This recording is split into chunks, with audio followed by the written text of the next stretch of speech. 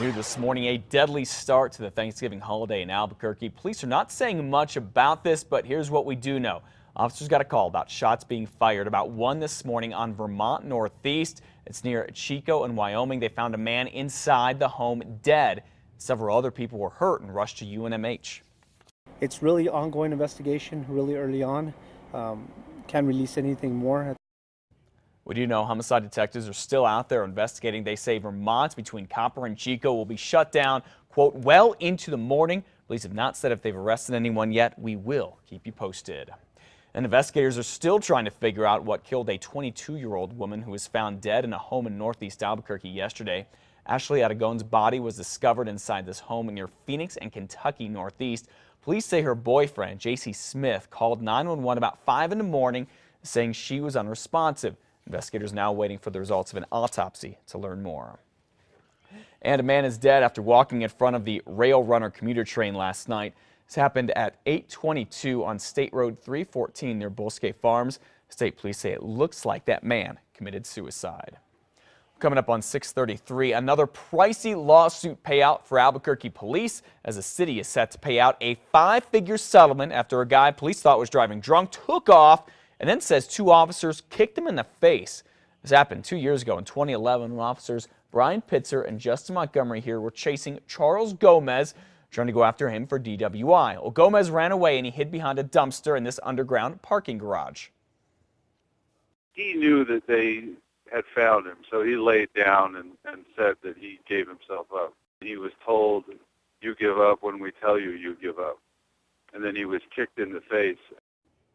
In a federal lawsuit, Mr. Gomez claims the officers broke his jaw. His attorney tells us the city has agreed to settle the case for $60,000. And it turns out this isn't the first time the city shelled out for what Officer Justin Montgomery did.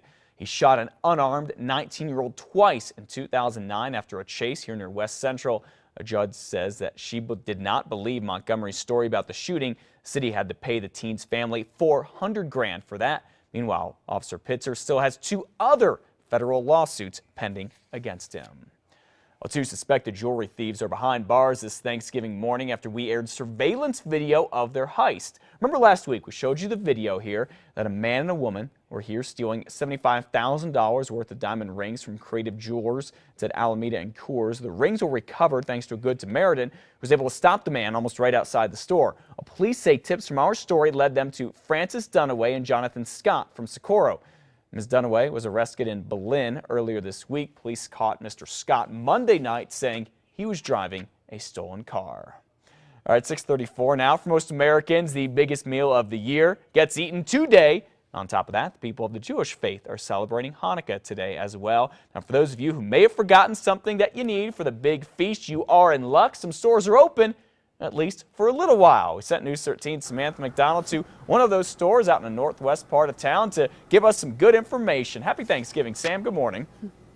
Happy Thanksgiving to you too, Matt, and everyone watching. Well, the doors just opened at Albertsons right behind me. Some customers are coming in, and the staff here say they anticipate lots of last-minute shoppers today. So lots of other stores are following suit as well.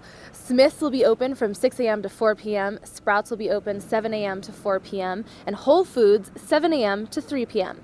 And for the homeless, there are places to go and meals to eat. Holiday meals will be served throughout the day at several locations, including Good Shepherd Church, St. Martin's Church, La Mesa Presbyterian Church in the northeast, and Salvation Army Temple in the southeast.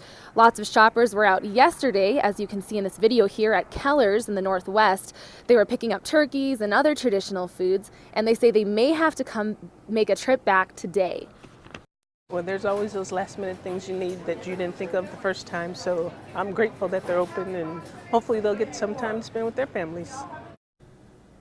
Well, Albertsons will be open 6 a.m. to 6 p.m. today, and as I said, some people are already here. Back to you, Matt.